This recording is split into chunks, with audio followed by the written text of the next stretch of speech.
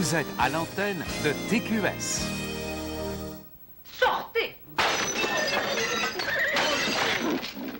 Un chien dans un jeu de quilles avec Pierre Richard. Jeudi, 20h.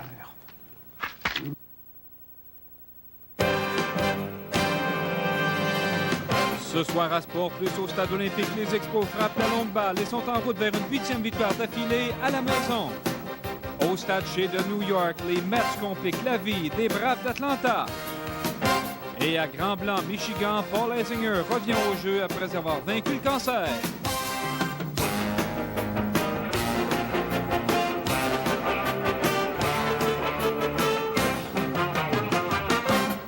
Bonsoir tout le monde, bienvenue à Sport Plus. Les Expos se sentent vraiment chez eux au Stade olympique. La troupe de Felipe Alou vient de remporter ses 7 derniers matchs à domicile. Éric, leur chance d'en coller une 8e ce soir avec Ken Hill comme partant était excellente. Oui, Michel, mais attention aux excès de confiance, puisque Ken Hill a perdu 2 de ses 3 dernières décisions. Qui plus est, l'as du personnel de partant des Expos n'a pas battu son ancienne équipe en 2 départs cette saison. Et les Expos donnent à Ken Hill un coussin de 2 points dès la première manche, avec Marquise Grissom au premier, Sean Berry qui frappe au 2e rang ce soir, catapulte le lancer de Tom Urbani par-dessus la clôture de droite, et c'est 2-0. Mais en 2e manche, les Cards créent l'égalité d'un seul élan, alors que Todd Zeile frappe un très long coup de circuit dans la gauche, 16e circuit de Zeile, et c'est 2-2. En 3e, les Cards ont l'occasion de prendre les devants avec un joueur au 3e coussin, mais Ken Hill passe dans la mitaine Ray Langford. À leur tour au bâton, les Expos reprennent les devants alors que Wilfredo Cordero frappe un long double qui permet à Moise Alou et à Larry Walker de venir marquer. C'est alors 4-2 pour les Expos. Larry Walker est peut-être blessé à une épaule, mais il ne le fait pas paraître sur cette séquence, mais ses efforts sont en vain. En 7e manche, c'est 4-3 et Moise Alou, qui effectue un retour au jeu ce soir, frappe son 3e coup sûr du match, un long coup sûr qui en résulte en un circuit, son 20e.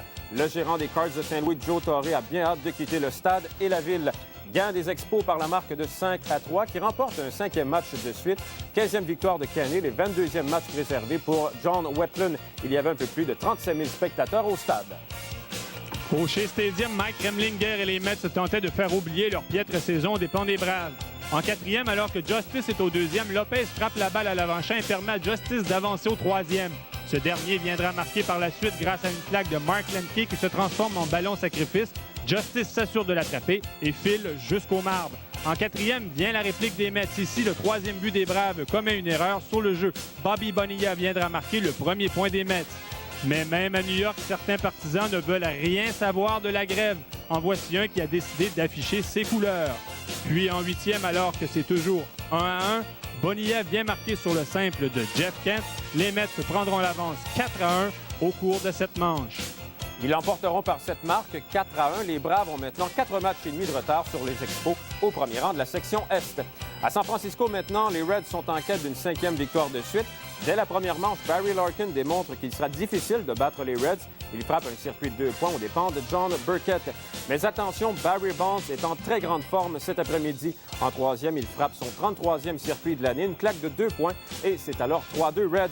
En 5e, alors que c'est 4-3 Reds, M. Bonds crée l'égalité avec ce monstrueux coup de circuit, la balle qui atterrit au balcon. Barry Larkin n'entend pas rire lui également, et en 8e, il frappe son 2e circuit du match, et les Reds ont les devants 9-6. Larkin doit cependant s'incliner devant Barry Bonds qui frappe son 3e circuit du match en 9e manche, mais le spectacle est gâché par la victoire des Reds. Cincinnati l'emporte par la marque de 9-7. 4 coups sûrs en 5 pour Barry Bonds qui a fait produire 4 points. Il a maintenant 35 circuits cette saison. Matt Williams a frappé en liessure dans un 13e match de suite. Et sur ce, voici les résultats des autres matchs à l'affiche ce soir dans la Ligue nationale.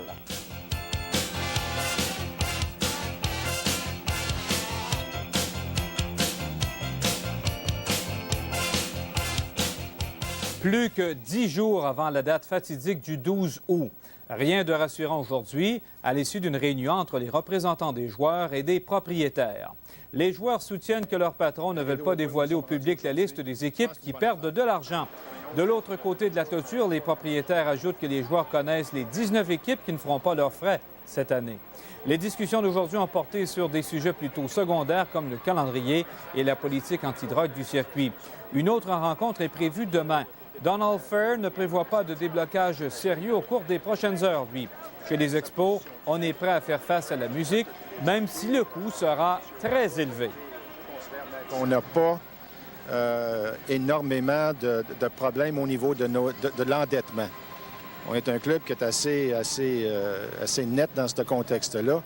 Donc, ça devient tout simplement une question d'emprunter de l'argent et passer à travers. C'est pas plus compliqué que ça. Je ne peux pas parler pour les autres clubs, mais pour nous, on peut toffer pas mal longtemps. S'il n'y a aucun autre match de jouer à domicile après jeudi, quel genre de perte ça représente pour les Expos cette saison là, uniquement? Ça pourrait représenter facilement un 10 millions de dollars de pertes cette année. C'est de l'argent, ça, monsieur.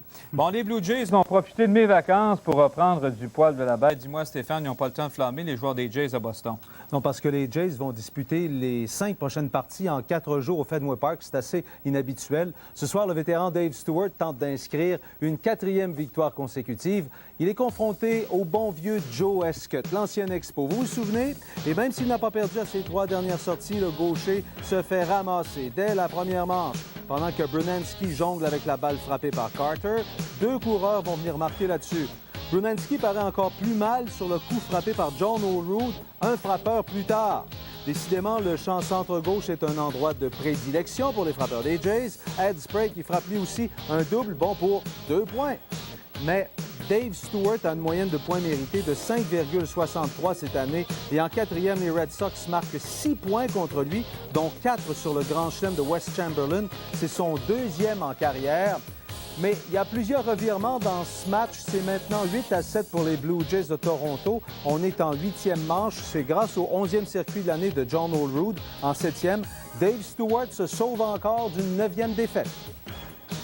Les Yankees de New York ne perdent pas souvent par les temps qui courent. Qui plus est, ils sont 2e au classement général du baseball majeur derrière nos amours.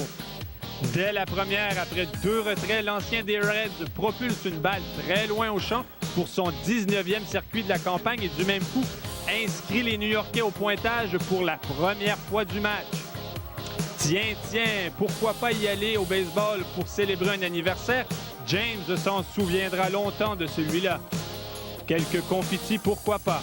Mais revenons aux choses sérieuses. En 6e, un simple de Dave Nilsson vient faire marquer José Valentine et l'impasse est créée. C'est maintenant 1-1. Les Yankees ne s'attendaient sûrement pas à une opposition de la sorte de la part des Brewers. On est en 8e manche et l'égalité persiste toujours. À venir jusqu'à présent, les Yankees ont été limités à 3 coups sûrs. Au Texas maintenant, le dernier lanceur à avoir réussi une partie parfaite est en devoir ce soir. Les White Sox utilisent la vitesse de Norberto Martin pour marquer leur premier point. Ils doivent aussi un gros merci à Will Clark qui va commettre une de ses rares erreurs, un mauvais relais au 3e but. Martin va venir marquer là-dessus.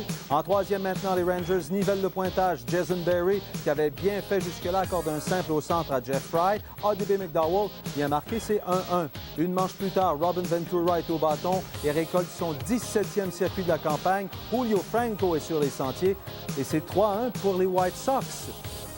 Nous sommes maintenant en 5e. C'est toujours 3-1 pour les White Sox. Jason Berry n'a accordé que 3 coups sûrs en 5 manches. Il est à la recherche d'une 11e victoire. Il n'a que 2 défaites.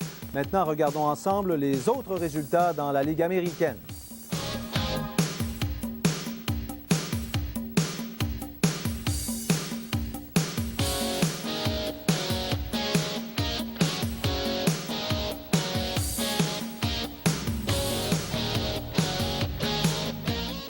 Bon, comme la plupart d'entre vous, je suis un peu tanné d'entendre parler d'argent et de baseball par les temps qui courent, mais Stéphane, vous avez trouvé un moyen d'aborder la question qui nous tape un petit peu moins ses nerfs. Bien, vous savez, lorsqu'on pense que les amateurs n'appuient pas les joueurs dans leur demande incessante pour plus d'argent, détrompez-vous, mesdames et messieurs, les supporters des Wildcatters de Tyler au Texas ont trouvé une façon bien à eux pour obtenir un circuit ou encore un gros coup sûr de leurs joueurs favoris. Ils leur offrent de l'argent lorsqu'ils accrochent dans le filet protecteur derrière le marbre. Le montant peut varier d'une fois à l'autre, dépendamment de l'importance du moment ou encore des encouragements de la fameuse mascotte de Chicken qui est là quelquefois. Un gros circuit vaudra une 50aine de dollars aux joueurs et les préposés au bâton qui cueillent les billets, eux autres aussi, vont récolter leur part du magot. Toutefois, cette situation n'est pas sans causer quelques problèmes. Michel, à l'entraîneur surtout, qui a maintenant beaucoup de difficultés à obtenir un coup sacrifice d'un joueur quand les billets s'accumulent derrière lui. Ça se peut-tu? Voici une histoire rafraîchissante. Paul Azinger, qui a lutté contre le cancer au cours des 8 derniers mois, effectue sa rentrée sur le circuit de la PGA cette fin de semaine à l'Omnium Buick. Deuxième chez les boursiers l'an dernier, Azinger, âgé de 34 ans, n'a pas joué depuis que les médecins ont décelé l'apparition de ganglions cancéreux à son épaule droite. 6 mois de chimiothérapie et 5 semaines de radiation l'ont libéré de cette affreuse maladie et le voilà prêt à remporter une autre victoire, celle-là sur un terrain de golf. Il a commencé à frapper des balles il y a environ 2 semaines. Il a d'ailleurs joué une ronde de 70 dimanche et aujourd'hui, il était +2 après 9 trous lors de sa ronde de pratique. Azinger croit être compétitif dès ce week-end en vue du championnat de la PGA la semaine prochaine, où il est d'ailleurs le champion défendant. You know, I love the sport. You know, I love the game of golf, and it's what I do best. It's a God-given talent, and I want to, you know, I just want to play. We're excited that he's here. We want to see him do well. But the fact that he's here represents quite a lot more than shooting a golf score. You know, he had it behind the trees there for a while. He really did. Yeah. He's gotten himself back out in the fairway. On lui souhaite d'ailleurs la meilleure des chances en fin de semaine. Petite nouvelle de hockey, Pete Mahovlich quitte son poste de commentateur à la radio anglophone des Canadiens. Mahovlich devient entraîneur-chef des Oilers de Cap-Breton de la Ligue américaine de hockey. Mahovlich, qui a signé une entente de 3 ans avec le club-école des Oilers d'Edmonton, en sera à sa 3e expérience comme instructeur après des séjours à Denver et à Fort Worth. On s'arrête 2 minutes, le temps d'une pause. Et au retour, à quelques jours du Grand Prix de Trois-Rivières, Patrick Carpentier n'a pas gagné à la loterie, mais c'est tout comme. À tout de suite. C'est à Marquise Grissom que revient l'exploit Sport Plus de ce mardi. Le voltigeur des Expos a donné la victoire aux siens en 10e manche hier en réussissant un circuit à l'intérieur du terrain. Pour Grissom, il s'agissait de son premier circuit à l'intérieur du terrain dans les majeurs. Il est survenu juste au bon moment pour les Montréalais. Les Simpson, toujours pleins d'entrain. Ils ont un faible pour l'humour. Une famille qui suscite le respect. Hey, qu'est-ce que tu prends, bonhomme? Une famille où l'on sait communiquer. Ah, tais-toi donc. Se distraire intelligemment. On met le soulier, on enlève son soulier. On met le soulier, on enlève son soulier. S'éduquer. Sais-tu ce que Schadenfreude veut dire? Je meurs de me le faire expliquer. Une famille où même le chien suit l'exemple. Les Simpsons, samedi 18h30. Poulet Frit Kentucky présente une nouvelle méga bouffe à ne pas manquer. Le pique-nique méga bouffe. 8 morceaux de poulet, une frite format moyen, des salades de choux et de macaroni en plus de la sauce, tout en format 500 ml. Sans oublier un frigo sac et 6 canettes de Pepsi. Le pique-nique méga bouffe de Kentucky à 19,99 $. Il n'y manque rien, sauf peut-être une table à pique-nique. Je suis Toki de Kentucky. En 20 ans, Madame Lapierre n'avait jamais réussi à faire danser son mari. Route Fortune est de retour et il y a jusqu'à $1 demi-million à gagner.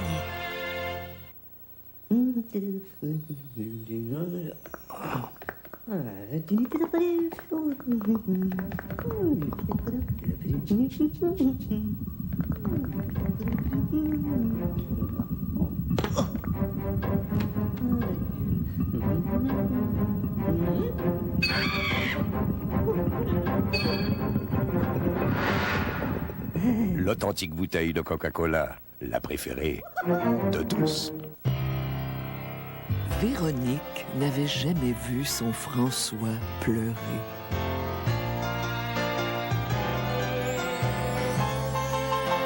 C'est le retour de Route Fortune et de ses étoiles doubles. Ex-comédien. Ex-mari et femme.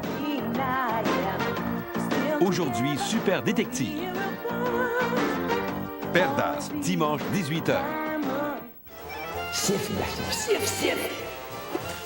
Vas-y, Gaston. Attrape-la. Cet été, relevez le défi avec Gaston Lepage. Demain, 16h.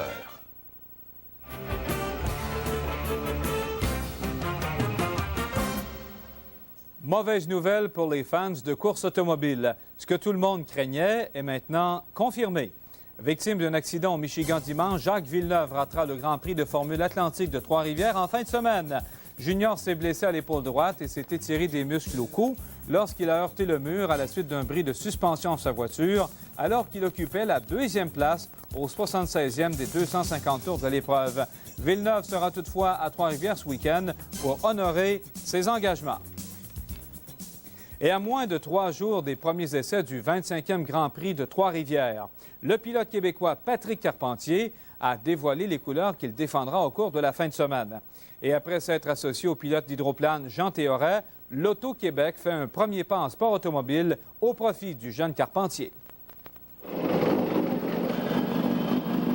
J'ai hâte. C'est un circuit que j'aime, les circuits de ville, mais c'est certain que le mur arrive assez vite quand on fait une erreur et tout ça. Là, mais non, il y a un mur pour tout le monde.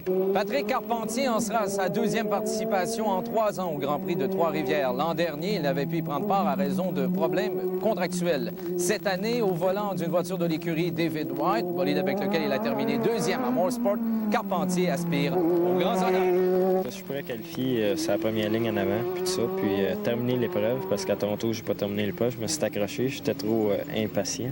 Mais non, terminer l'épreuve dans les 3 premières positions, ça serait bien parce qu'à Trois-Rivières, cette année, il y a 7 personnes qui peuvent remporter la course.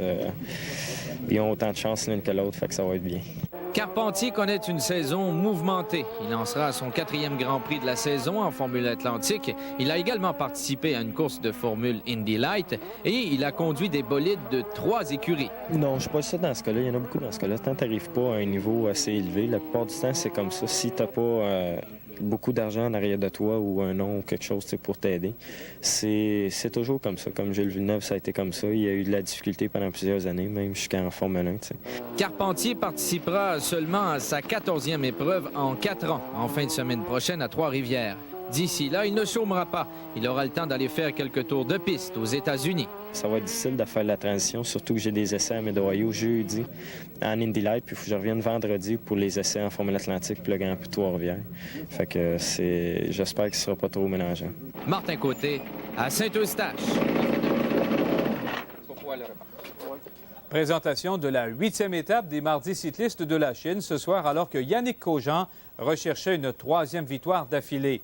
Cogent a cependant cédé le plancher à Luc Provencher du Seldan Radio Mutuel, qui a remporté l'épreuve avec 86 points, se hissant en 3e position du classement général.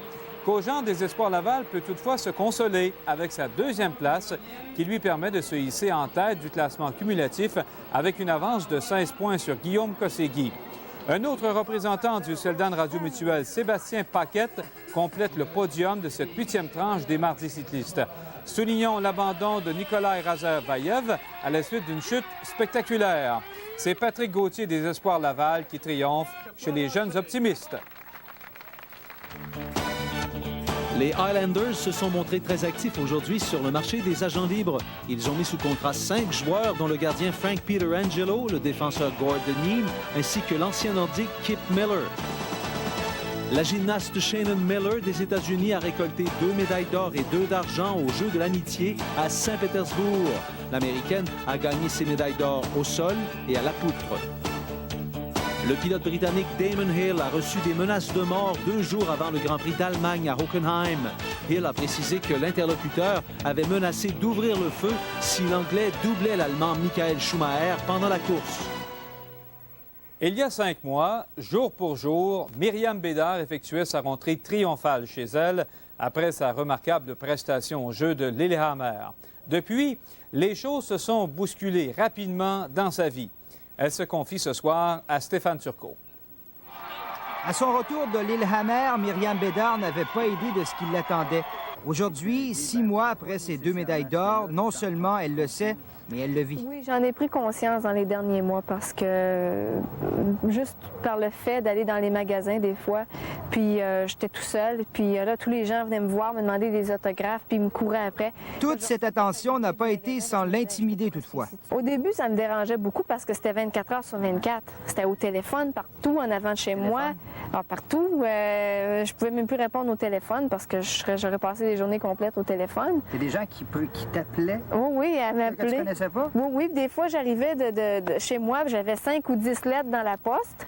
Pas de time. Donc, ces gens-là étaient venus chez moi, cognaient à ma porte pour me rencontrer, mais j'étais pas là, donc ils ont laissé la lettre. Donc, ça m'effrayait un peu au début de voir ça. Sauf que maintenant, c'est revenu au calme. Je peux considérer ça. Pour moi, c'est revenu au calme. En tout cas, là, peut-être pour certaines d'autres personnes, ce serait encore l'enfer. Mais moi, là, les gens ralentissent devant ma maison. Bon, ça me dérange plus. Là. Mais rien n'aura plus dérangé Myriam Bédard que la séparation avec la métropolitaine. En septembre, elle annoncera les couleurs de ses nouvelles commandites et pour l'instant demeure amère avec l'ancienne. Quand tu as tout donné à des gens pendant 2 ans, que tu as donné ton maximum, que tu as toujours donné le maximum de toi-même, puis que ça se termine d'une façon comme ça, c'est pas vraiment intéressant pour qui que ce soit. Quelle leçon t'en tires? Je vais être prudente dans le futur et je vais donner toujours le maximum encore, sauf que je vais rester, je ferai pas de folie en donner des surplus. Le surplus, je vais faire attention au surplus, de ne pas trop en donner parce qu'on s'habitue au surplus puis on en veut toujours plus. D'ailleurs, ce surplus dont elle parle, elle le donnera à son enfant prévu pour décembre. Un enfant qui a été longtemps désiré. Depuis 92, moi, je voulais avoir un enfant. Mais je retardais ça jusqu'après les Jeux de 94. Je me disais, il faut au moins que je me rende jusqu'à 94, atteindre mes buts en 94. Ensuite, bon, on tournera la page, puis ce sera une nouvelle carrière qui va commencer. Pour moi, j'entreprends une nouvelle carrière aujourd'hui. Avec un enfant, ça va être une autre situation, une autre mentalité, une autre philosophie de vie. La compétition cette année, bien sûr, jusqu'au mois de décembre, là, ça va être le repos à peu près complet, mais par la suite, tu veux poursuivre la saison? Oui, je vais avoir un petit contact cette année avec la scène internationale parce que pour moi, mentalement, c'est toujours pour la prochaine saison qui va suivre. C'est l'idée que j'avais de la saison d'avant, qu'elle soit bonne ou mauvaise. C'est pas ça qui est important, le résultat. Pour moi, c'est d'avoir la sensation de la vitesse à laquelle ça se déroule au niveau mondial, d'avoir le pouls de la compétition. Donc, Stéphane Turcot, à Loretteville. C'est jeudi à Hamilton et Toronto que débuteront les championnats du monde de basketball. La formation américaine que l'on surnomme le Dream Team 2 est entrée à Toronto hier soir et s'est entraînée cet après-midi. 12 jeunes vedettes de la NBA avec Shaquille O'Neal en tête de liste sont favoris pour remporter le titre mondial. C'est la première fois que les Américains sont représentés par les pros mondiaux. Rappelons que le Dream Team 1 a remporté l'or aux Jeux de Barcelone en 92. Les Américains se frotteront aux Espagnols en levée de rideau jeudi soir à Hamilton. Rencontre de presse en fin d'après-midi à l'amphithéâtre Bell afin d'annoncer la venue prochaine à Montréal d'un spectacle de patinage artistique. À cette occasion, Elvis Stoico, champion du monde en 1994 et médaillé d'argent aux Jeux olympiques de Lillehammer, ainsi que Shailene Bourne et Victor Kratz, champions nationaux canadiens, également en 1994, ont ébloui la centaine de spectateurs attentifs. Le Elvis Tour 94 s'arrêtera dans 8 villes canadiennes, dont Montréal le 22 septembre prochain. Une occasion en or de voir les grandes vedettes mondiales telles Candeloro, Ouzova, Zulin, Dimitriev et Bonali sur une même patinoire. Mais pour nous, la chose qui compte, c'est qu'on fait toujours le meilleur job. Et la chose qui est très, très importante, c'est que notre patinage doit être fun. Si on n'a pas le plaisir à le faire, je pense que c'est le moment d'arrêter. For me to skate in Canada, the first time since Worlds and Olympics, and bring skaters that have not skated in Canada yet, like Philippe Candeloro or Syria Bonali, and I guess bring in something new and something in the fall, and I guess something different.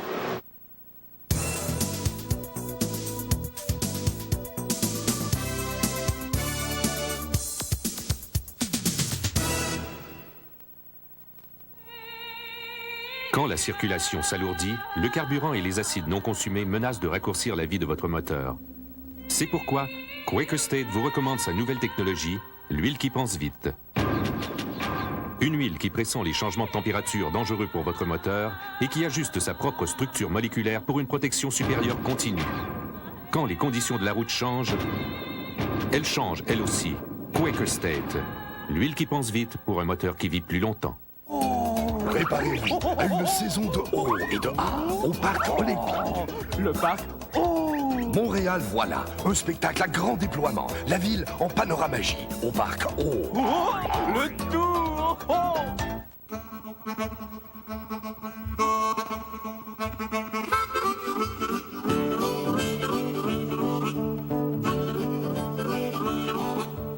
Ne manquez pas les spectacles gratuits sur la scène La Batte Bleue des Francopholies de Montréal, coin Saint-Urbain-Sainte-Catherine, du 5 au 13 août.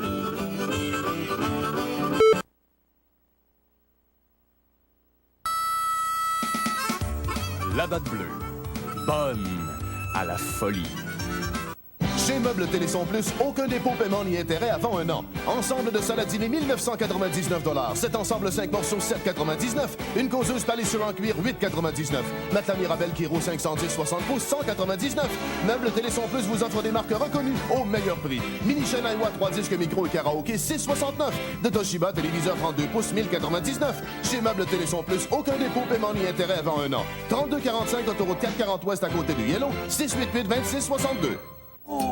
Préparez-vous à une saison de haut et de A au Parc Olympique. Le parc Montréal, voilà, un spectacle à grand déploiement. La ville en panoramagie au Parc O. Le tour Le Grand Journal, c'est une équipe solide. Des témoins actifs. Des reporters qui couvrent votre ville, à l'affût des événements.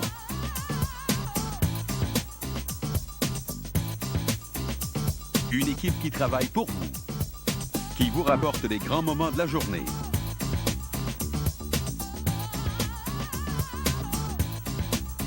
Le Grand Journal pour des nouvelles qui vous concernent demain 17h.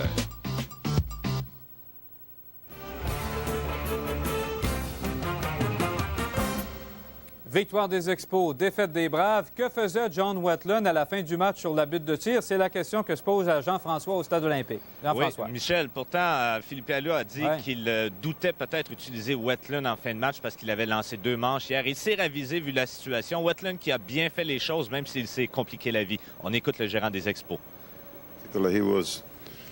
He didn't have much, but we asked a little extra today because of the situation of the bullpen. And he did.